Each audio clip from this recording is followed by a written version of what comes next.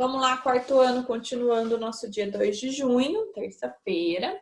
Agora nós estamos na nossa aula de história, tá bom? Vamos pegar a nossa apostila de história. Vamos abrir na página que a gente parou. Foi a página 44, tá bom? Nós vamos falar um pouquinho sobre algumas revoltas que aconteceram aí, tá? Tensão no Nordeste.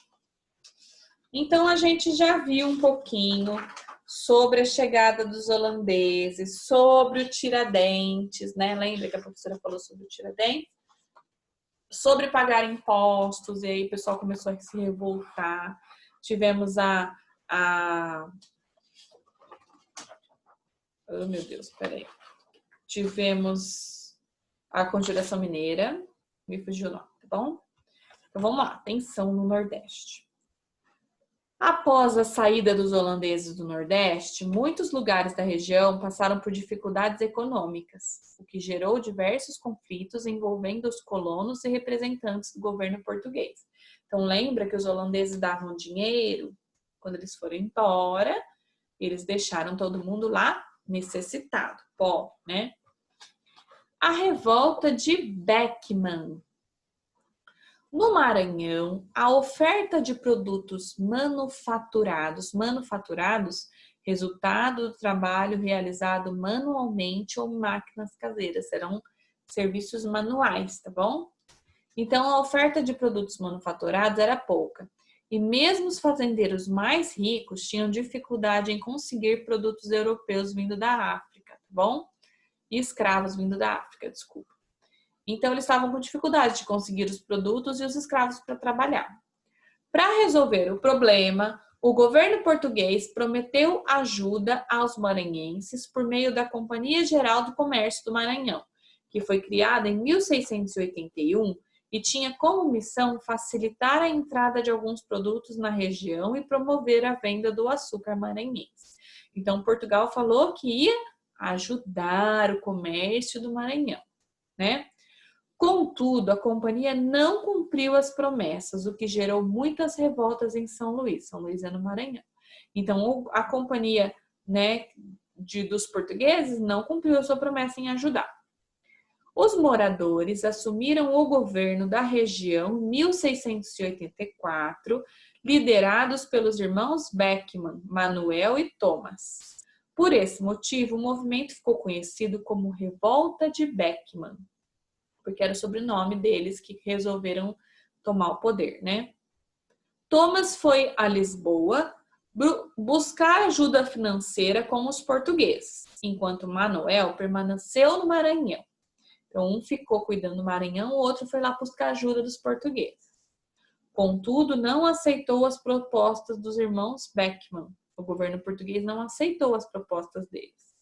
E ainda condenou Manuel Beckman ao enforcamento por ter assumido o poder. Olha para vocês verem, né? Depois nós tivemos aqui a Guerra dos Mascates. Então, a primeira foi, né, a revolta de Beckman, que foram os dois irmãos que tomaram o poder e Portugal mandou enforcar Manuel porque eles tomaram o poder, né? Guerra dos Mascates. A retirada dos holandeses afetou bastante a região central de Pernambuco, onde se localizava Recife e Olinda. Os produtores de açúcar de Olinda passaram a enfrentar a concorrência dos holandeses, que ocuparam outras regiões na América para produzir açúcar com as técnicas que haviam desenvolvido no Brasil. Então, o que acontece? Os produtores lá das canas de açúcar, passaram a enfrentar a concorrência. Então, eles foram para outros lugares para produzir melhor, tá? Além disso, essa concorrência fez cair o preço do açúcar, que agravou a situação financeira deles, né? Então, daí ficou mais barato o açúcar e agravou o problema que eles estavam de dinheiro. Enquanto Olinda passava por dificuldades, o povoado do Recife seguia desenvolvendo-se graças à intensa atividade dos seus comerciantes, tá? Então, enquanto Olinda estava perdendo dinheiro, né, o povoado de Recife estava melhorando porque eles começaram a fazer diversos comércios lá, né? Esses comerciantes passaram a fazer diversos empréstimos aos fazendeiros que estavam passando necessidade em Olinda.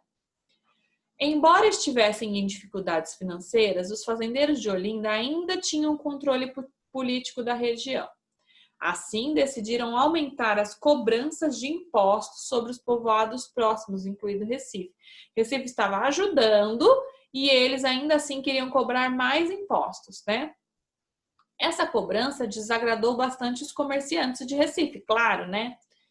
Que conseguiam que o povoado fosse levado à categoria de vila em 1709. Assim, seus habitantes não precisariam mais pagar impostos aos administradores de Olinda. Então, que eles queriam que o povoado se transformasse em vila, e daí eles não precisavam mais pagar impostos, né? Revoltados com a nova situação, um grupo de olindenses reinvadiu Recife em 1710 com o objetivo de assumir o controle da vila, dando início ao conflito que ficou conhecido como Guerra dos Mascates, né? Então, sempre, né, as guerras, as revoltas se dão pela necessidade de dinheiro, pela briga entre terras, né? Então, eles ficaram muito revoltados, né? E para assumir o controle da vila, dando início ao conflito que ficou conhecido como Guerra dos Mascates. Essa revolta só foi resolvida em 1711, quando o governo português nomeou um novo governador em Pernambuco, que tomou as medidas favoráveis aos mascates, tá? Então, os mascates ganharam, só que quem decidiu isso foi o governo português, que mandou um novo governador que apoiou eles, tá bom? Então, vamos lá.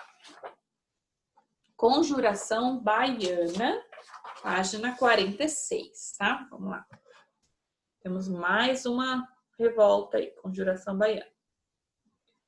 Após a mudança da capital da colônia para o Rio de Janeiro, ocorrida em 1763, as condições de vida na cidade de Salvador pioraram. Houve um aumento de impostos, diminuição na oferta de alimentos, intensificação do preconceito racial e, com todos esses fatores, a violência na cidade se agravou. Em meio a essa instabilidade, notícias de revoltas bem-sucedidas em outros países inspiraram muitos habitantes insatisfeitos em Salvador. Assim surgiu um movimento que ficou conhecido como Conjuração Baiana. Então, eles ouviram falar que em outros lugares estavam tendo revoltas e guerras e que tinha dado certo. Aí eles resolveram que eles também iam fazer. Ficou conhecido como Conjuração Baiana. O movimento contou com a participação de pessoas livres e escravizadas. Entre eles havia ricos e pobres, que tinham interesses diversos. Os ricos desejavam o fim do poder do rei de Portugal. E já os pobres, muitos deles ex-escravos, desejavam o fim da escravidão e melhores condições de vida. Então, eles se uniram para ir contra o governo. Em 1798, diversos panfletos foram espalhados pela cidade, divulgando ideias como o fim do poder do rei de Portugal sobre o Brasil, o fim da escravidão e reivindicações de melhorias nas condições de vida da população. Então, por que eles distribuíam panfletos falando isso? Para mais pessoas ficarem revoltadas e irem para o lado deles, né? Claro. No entanto, o governo da colônia logo foi avisado e mandou prender os insurgentes. Todas as pessoas que estavam contra ele, eles mandaram prender, né? Entre os presos mais pobres, que eram a maioria, havia muitos alfaiates. Alfaiates são as pessoas que fazem roupa, tá? Por isso, o movimento também ficou conhecido como Revolta dos Alfaiates. Então, Conjuração Baiana e Revolta dos Alfaiates é a mesma revolta, tá bom?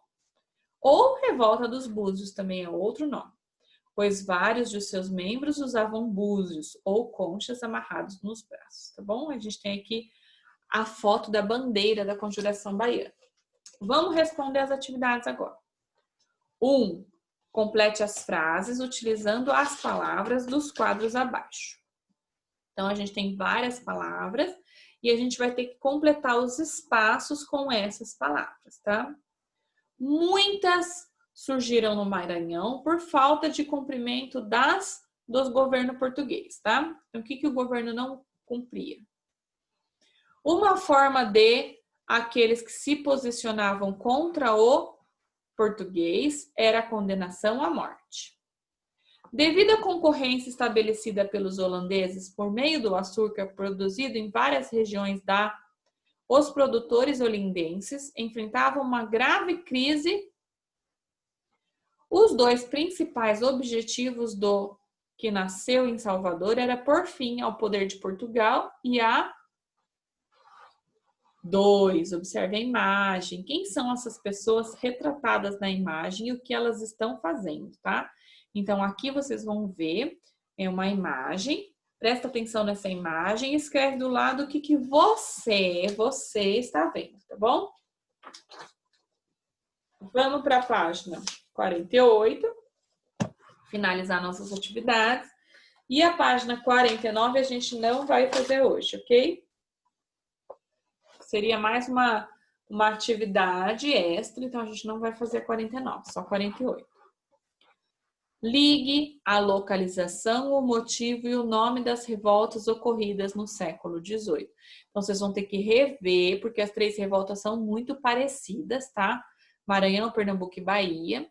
E revolta de Beckman, do Mascates e Conjuração Baiana. Vocês vão ter que ver o que aconteceu em cada uma e ligar o lugar até o que aconteceu e até o nome da revolta. Então, vão ser 3 ligações para cada um. Vocês vão ter que reler ou rever meu vídeo para conseguir responder essa atividade, tá bom? 4.